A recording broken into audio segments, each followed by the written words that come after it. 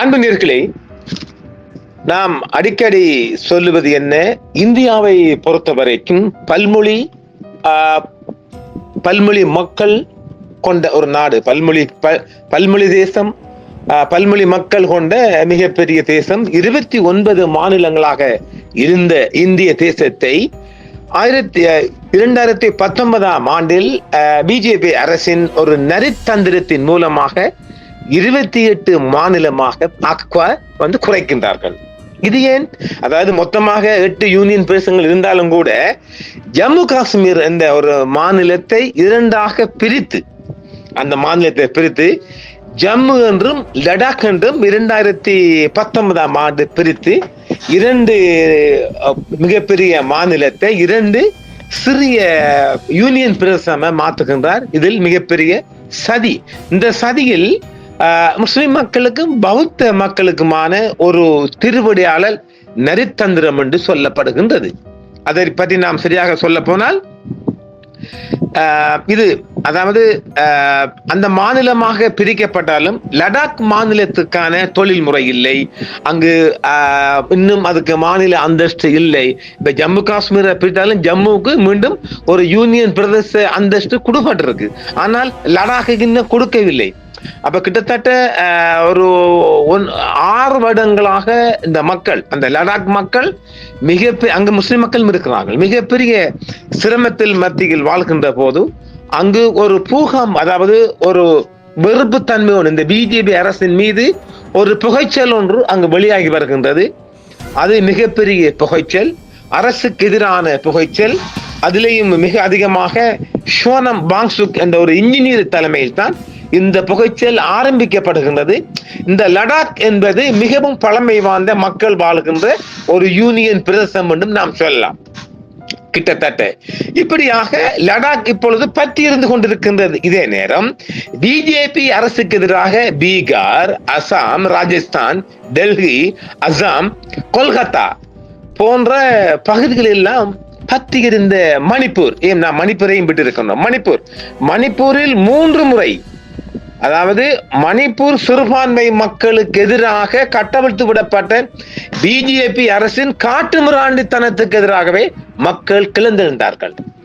BJP அரசு என்ன வன்முறையில் இறங்குவது முஸ்லிம் மக்கள் மீதும், அதாவது நாம் சில மக்களை சொல்ல முடியாமல் இருக்குது, மிகவும் குறைந்த இன ஆதிக்கம் கொண்ட, அதாவது சரியாக சொல்ல ஒரு சிறுபான்மையின மைனாரிட்டி மக்கள் தான்.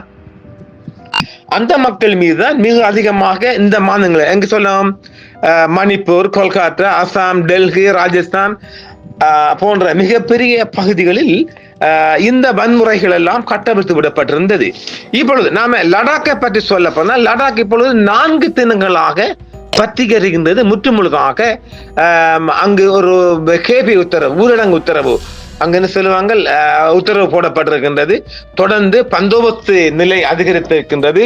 சிபிஆர், மத்திய ரிசர்வ் போலீஸ் எல்லாம் அங்கு அழைக்கப்பட்டிருக்கின்றார்கள். மிகப்பெரிய பாதுகாப்பு பணியில் ஈடுபட்டு வருகின்றார்கள். அங்கு மிகப்பெரிய கலாட்டா, இன முறுகல் என்றும் சொல்லலாம். அது இன ரீதியாகத்தான் இப்பொழுது மாநிலங்கள் பார்க்கப்படுகிறது இல்லையா? எனவே தலித் மக்களுக்கு எதிரான போராட்டம் என்றும் சொல்லலாம். கிட்டத்தட்ட இந்த ராஜஸ்தான், கொல்கத்தா, மணிப்பூர் பகுதிகளில் இந்த மக்களுக்காக நடத்தப்பட்ட ஒரு போராட்டமாகத்தான் நாங்கள் இதை பார்க்கலாம். தலித் மக்களுக்கு எதிரான ஒரு போராட்டம்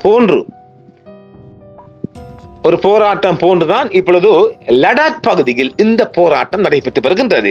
இந்த போராட்டத்தின் உச்சகட்டமாக 4 பொதுமக்கள் கொல்லப்பட்டிருக்கிறார்கள். போலீஸ் துப்பாக்கி பிரயோகம் செய்து சுமார் 80 பொதுமக்கள் காயமடைந்ததாக சொல்லப்படுகின்றது. இந்த செய்திகள் இப்பொழுது நாம் இந்த செய்தி ரெக்கார்டிங் செய்கின்ற நேரத்தில் ஷோனம் வாங்சுக் சொல்லுகின்றோம் இல்லையா? இவர் யாரு? கிட்டத்தட்ட, அதாவது இந்தியாவின் லடாக்கின் மாநில அந்தஸ்து கோரி நடைபெறும் போராட்டங்கள் ஒரு கொடிய வன்முறையாக மாறி வருகின்றது. இது எப்படி சொல்ல போனால், நாம் ஸ்ரீலங்கா, அதாவது ஸ்ரீலங்காட போராட்டம் சொல்லுவோமா?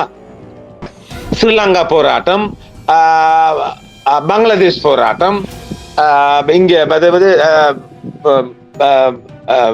இங்கே நேபாளில் நேபாள மாணவர் சங்கத்தை வழிநடத்திய பிபின் கொய்ராலா மற்றும் ஷேக் பகதூர்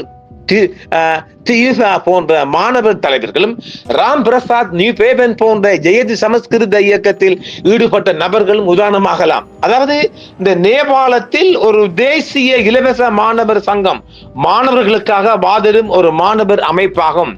இந்த அமைப்பு தான் நேபாளத்தில் மிகப்பெரிய அரசியல் மாற்றத்தை கொண்டு வந்து நேபாளத்தின் அதாவது கொடிய ஊழல் ஆட்சிக்காரர்களை ஓட ஓட விரட்டி, அதாவது ஹெலிகாப்டரில் தொங்கிக் கொண்டு தங்கள் உயிரை காப்பாற்றிய உலகத்தின் முதலாவது கட்டமாக நாங்கள் பார்க்கலாம். அதே போன்று லடாக் பகுதியில் தான் இப்பொழுது மிகப்பெரிய போராட்டம் நடைபெற்று வருகின்றது. 24 மணி நேரமும் அங்கு கேபி போடப்பட்டிருக்கின்றது.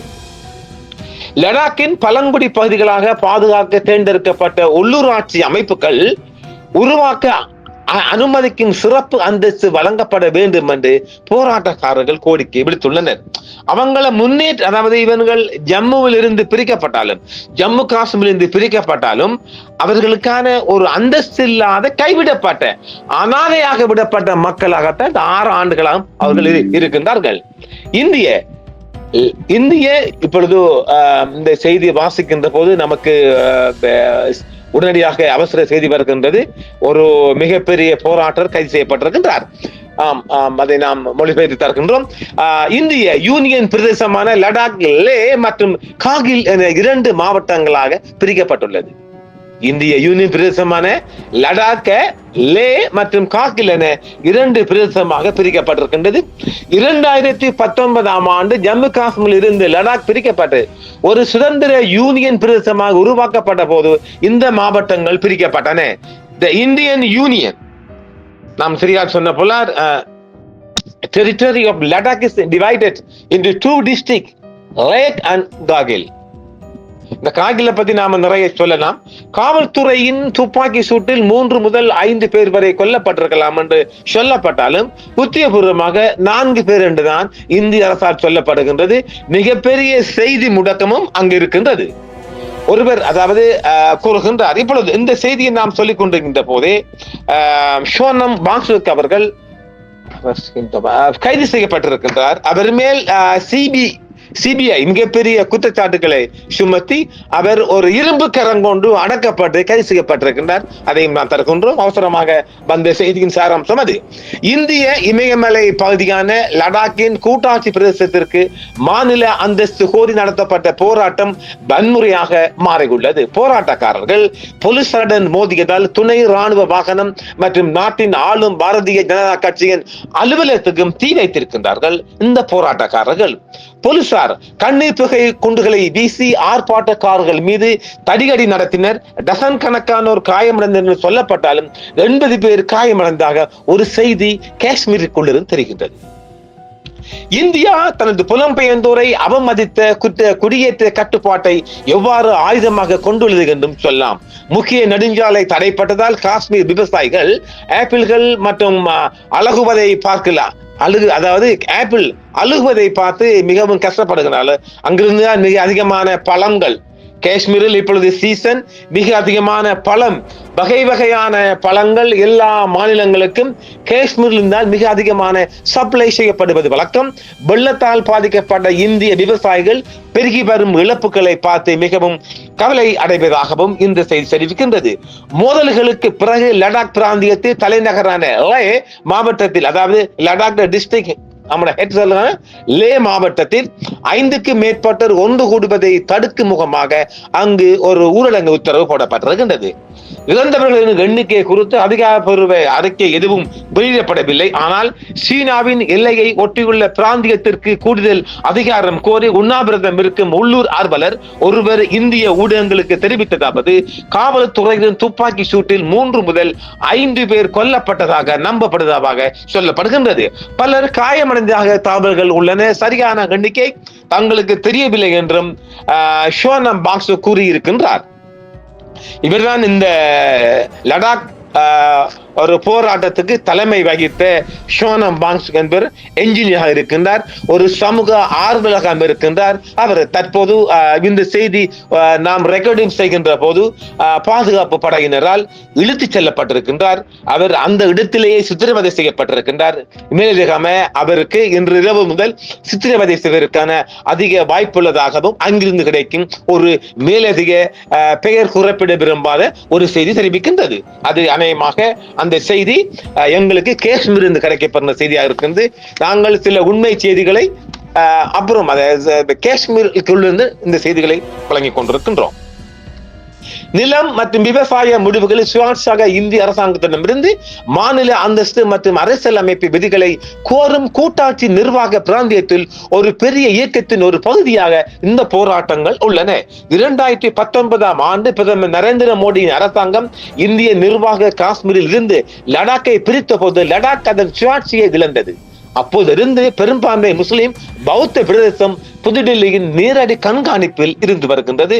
ஒரு ஆளுநர் மூலமாக அவர் ஒரு ராணுவ அதிகாரியாக இருந்து, அதாவது இலங்கையின் வடகிழக்கில் ராணுவ அதிகாரிகள் நியமிக்கப்படுவது போன்று அங்கும் ஒரு ராணுவ அதிகாரிகளை, ராணுவ உயர் தளபதிகளை நியமித்து நேரடியாக டில்லி தன் நேரடிய கட்டுப்பாட்டில் வைத்திருக்கிறது. இதுதான் மிக எரிச்சலை ஏற்படுத்தி இருக்கின்றது.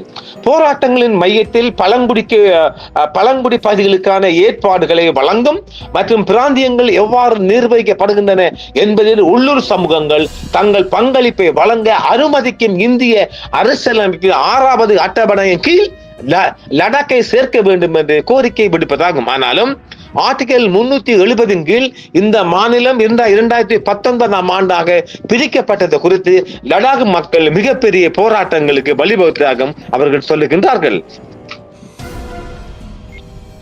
2 வாரங்களுக்கு முன்பு அவர் தொடங்கிய உண்ணாவிரத போராட்டம், அதாவது இந்த ஷோனம் மான்சுக் தலைமையிலான போராட்டக்காரர்கள் 2 பேர் 7 பெண்கள் ஒரு உண்ணாவிரத போராட்டம் இருந்து அவர்கள் 17 தினங்களாக அந்த உண்ணாவிரதம் இருந்த போதும் இந்திய அரசு கண்டுகொள்ளவில்லை என்ற கோபத்தில் தான் அது மாவட்டம் முழுவதும் ஒரு வன்முறையாக மாறியது என்ற குற்றச்சாட்டும் இருக்கின்றது. அதாவது இதை கண்டுகொள்ளாமல் மத்திய அரசு, பிஜேபியின் அரசு இதை கண்டுகொள்ளவில்லை. 2 வாரங்களுக்கு முன்பு அவர் தொடங்கிய உண்ணாவிரத போராட்டத்தை பாங்சுக் கைவிட்ட போது நிதானத்தை கைபிடிக்குமாறு அழைப்பு விடுத்தார். ஆனாலும் மக்கள் கட்டுக்கடங்காமல் போராட்டத்தில் குளித்து விட்டார்கள்.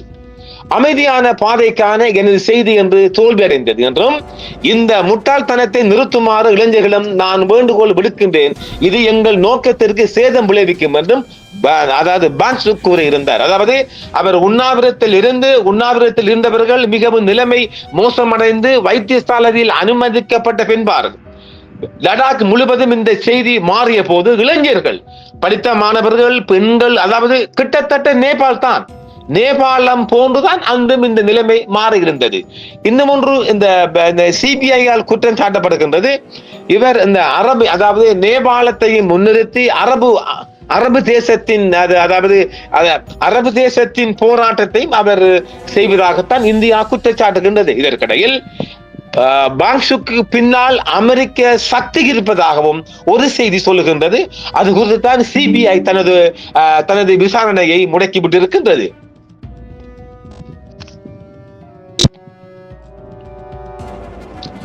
ஒரு பொது அறிவிப்பில் மாவட்ட நிர்வாகி ரோமிங் சிங் டாங் ஆர்ப்பாட்டக்காரர்கள், பொதுக்கூட்டங்கள் மற்றும் ஆத்திரமூட்டும் பேச்சுக்களுக்கு தடை விதித்ததாகவும் சொல்லப்படுகிறது. லடாக்கில் உள்ள ஆர்வலர்கள் மற்றும் உள்ளூர் அரசியல்வாதிகள் மோடியின் அரசாங்கம் தங்கள் கவலைகளை நிவர்த்தி செய்யவில்லை என்றும் குற்றம் சாட்டியுள்ளனர். கடந்த சில ஆண்டுகளில் உள்ளூர் அரசியல்வாதிகளுக்கும் புதுடில்லியின் பிரதிநிதிகளுக்கும் இடையே பல சுற்று பேச்சுவார்த்தைகள் நடந்த போதும் அது எதுவும் பயன் அளிக்கவில்லை என்றும் சொல்லப்படுகிறது. சீனாவுடன் நீண்ட எல்லைகளை பகிர்ந்து கொள்ளும் லடாக் இந்தியாவிற்கு ஒரு மூலோபாய முக்கியத்துவம் வாய்ந்த பிரதேசமாகும். 2020 ஆண்டில் லடாக்கில் இந்திய மற்றும் சீன வீரர்களுக்கு இடையே கொடிய மோதல்கள் நடந்தன. இது ஒரு ஆசிய நாடுகளுக்கு இடையிலான உறவுகளை பாதித்தது. ட்ரம்பின் தண்டனைக்குரிய வரிப்போரை அடுத்து 2 ஆசிய சாம்பியன்களும் சமீபத்தில் தங்கள் உறவுகளை சரி செய்ய நடவடிக்கை எடுக்கப்பட்டதாகவும் சொல்லப்படுகின்றது. அமைதியை மீட்டெடுக்க லேவுக்கு சிறப்பு தூதரை மத்திய அரசு அனுப்பி இருக்கின்றது. அதையெல்லாம் ஆர்ப்பாட்டக்காரர்கள் கண்டுகொள்ளவில்லை. லேவில் காவல்துறை துப்பாக்கி சூட்டில் 4 போராட்டக்காரர்கள் கொல்லப்பட்டு விட்டதாகவும் இந்திய உத்தியோகபூர்வ தரப்பால் பாதுகாப்பு படையால் தெரிவிக்கப்படுகின்றது. தற்பொழுது கிடைக்கப்பட்ட செய்திகளின் பிரகாரம் தற்பொழுது நமக்கு வந்த இந்த செய்தி ரெக்கார்டு செய்யப்படுகின்ற வந்த செய்தியின் பிரகாரம் பாங்சு கைது செய்யப்பட்ட பின்பாடு 1 மணி நேரம் கடந்து மேலும் 50 பேர் கைது செய்யப்பட்டிருக்கிறார்கள். இதேவேளை இந்த பரவலான போராட்டத்தை முன்னின்று நடத்திய போராட்டக்காரர்கள் இலங்கை ரணில் விக்ரமசிங்கே வந்து கைது செய்தது போன்று அந்த வீடியோக்களை பார்வையிட்டு கட்டமாக கைது செய்யப்படுவார் என்று இந்திய அரசு எச்சரிக்கை விடுத்திருக்கின்றது. அதாவது லடாக்கில் இருக்கின்ற ராணுவ உயர்மாற்றம் இது விடயத்தில் இப்படியே சொல்லி இருக்கின்றது. ரணில் அவர்கள் எம்பியாக இருந்து பிரதமராக இருந்து ஜனாதிபதியாக வந்தவுடன் அரங்கலக்காரர்களை கைது செய்தது போன்று அவர்கள் வீடியோ தான் பார்த்தாங்கல்ல. இப்பதான் கையில எல்லோருக்கும் ஆண்ட்ராய்டு போன் இருக்குல்ல, அதனால் எல்லோரையும் கண்டுகொள்ளும் வசதி அங்கு இருக்கின்றது என்பதால் கட்டமாக இந்த போராட்டத்தை முன்னின்று நடத்தியவர்களை கைது செய்ய போவதாக அங்கிருக்கின்ற ராணுவ அதிகாரிகள் தெரிவித்திருக்கின்றார்கள். அமைதியின்மைக்கு மத்தியில் தனது 15 நாள் உண்ணாவிரத்தை முடித்துக் கொண்ட காலநிலை ஆர்வலர் சோனம் வாங்சுக் உயர் அதிகார குழுவின் மூலம் லடாக் குழுக்களுடன் பேச்சுவார்த்தைகள் ஏற்கனவே முக்கிய ஆதாயங்களை அளித்துள்ளன என்றும் பிராந்தியத்தின் அபிலாசைகளை நிவர்த்தி செய்வதற்கான மன்றமாகவே உள்ளது என்றும் வலியுறுத்திய போதிலும் ஆத்திரமூட்டும் உரைகள் மூலம் வன்முறையை தூண்டியதாக மத்திய அரசால் குற்றம் சாட்டப்பட்டிருக்கின்றார். லடாக்கில் புதன்கிழமை முதல் நடைபெற்று வரும் பெரும் முழு அடைப்பு அதான் கேஃபியூ வன்முறையாக மாறியது. மாநில அந்தஸ்து மற்றும் 6வது அட்டவணை அந்தஸ்து கோரி போராட்டக்காரர்கள் பாஜக அலுவலகத்துக்கு தீ வைத்து எரித்ததோடு போலீசாருடன் கைகலப்பில் ஈடுபட்டதன் மூலமாகத்தான் இந்த வன்முறை மிக விஸ்வரூபம் எடுத்ததாகவும் இந்திய தரப்பால் சொல்லப்படுகின்றது. எப்படியானாலும் ஒரு நியாயமான போராட்டத்தை ஒரு இரும்பு கரங்கொண்டு அடக்குவதை நாம் ஒருபோதும் ஏற்றுக்கொள்ள முடியாது. கைவிடப்பட்ட மக்களாகவும் அனாதையாக விடப்பட்ட மக்களாகவும் லடாக் மக்கள் இருக்கின்றார்கள். அதனால் தான் ஒரு படித்த உயர் பதவியில் இருந்த சோனம் வாங்சுக் என்ஜினியர் ஒரு சமூக ஆர்வலர் போராட்டத்தில் குதித்தார். அதுவும் காந்திய போராட்டத்தில் 17 தினங்கள் உண்ணாவிரதம் இருந்த பிற்பாடு. ஆனால் அவர் மீது இப்பொழுது அமெரிக்காவின் சதி மூலம் ஆட்சி மாற்றத்துக்கு எதிராகவும் தூண்டுவிடப்பட்டிருக்கிறார் என்றும் இதன் பின்னால் மிகப்பெரிய வெளிநாட்டு சக்திகள் இருப்பதாகவும் அவர் மீது சிபிஐ விசாரணை 2 தினங்களாக மேற்கொண்டு இப்பொழுது அவர் இந்த ரெக்கார்டிங் நாம் செய்கின்ற போது தற்பொழுது மாலை நேரம் அவர் லடாக்கில் கைது செய்யப்பட்டிருக்கின்றார். 50 ஆர்வலர்களும் கைது செய்யப்பட்டிருக்கின்றார்கள். தொடர்ந்து இன்னும் கைதுகள் நடைபெறும் என்றும் எச்சரிக்கப்பட்டிருக்கின்றது. மிக நீண்ட செய்தி என்பதாலும் நாம் இத்துணை செய்தியை முடிக்கின்றோம். ஏதாவது இன்னும் மேலதிக தகவல் வருகின்ற போது நாம் இந்த செய்தியை தொடரலாம். ஆனாலும் நான் ஒன்றை சொல்லலாம், நேபாள் போன்றும் இலங்கை போன்றும் பங்களாதேஷ் போன்றும் ஆட்சி மாற்றம் ஒன்றை நோக்கி அல்லது மாநிலம் பிரிவை நோக்கி இந்தியாவுக்குள் ஒரு மிகப்பெரிய போராட்டம் ஒன்று நங்கூரமுட்டிருக்கின்றது என்பதை நாம் இதை பல நேர்காணலில் பல வீடியோக்களில் நாம் சொல்லுகின்றாலும் மீண்டும் இதை நினைவுபடுத்துகின்றோம். இந்தியாவுக்குள் மாநில பிரிவை கோருகின்ற ஒரு போராட்டம் இந்தியா முழுவதும் நங்கூரமிட்டிருக்கின்றது. அது மணிப்பூரில் இருந்து லடாக் வரையும் வந்திருக்கின்றது என்பதையும் நாம் இங்கு ஆணித்தரமாக பதிவு செய்கின்றோம். நாம் ஒருபோதும் இந்தியாவுக்கு எதிரான சக்தி இல்லை என்பதையும் தெரிவித்துக் கொள்கின்றோம். ஆனாலும் நியாயமான போராட்டங்களும் நியாயமான கோரிக்கைகளும் ஒவ்வொரு உலகத்தில் இருக்கின்ற ஒவ்வொரு அரசாங்கங்களும் ஏற்றுக்கொள்ள வேண்டும் என்பதே எமது அவா என்பதையும் சொல்லி மீண்டும் மற்றொரு பதிவில் சந்திப்போம் நேர்களே. என்றும் உங்களுடன் சன்ரைஸ் இந்தியா டிவி சப்ஸ்கிரைப் பண்ணுங்கள், பெல் பட்டனையும் கிளிக் செய்யுங்கள். உங்கள் ஆதரவே எங்கள் சேவை. ஆதரவு தாருங்கள், அரவணைப்போம். மறக்காம சர்ப்ரைஸ் பண்ணுங்க. தேங்க்யூ.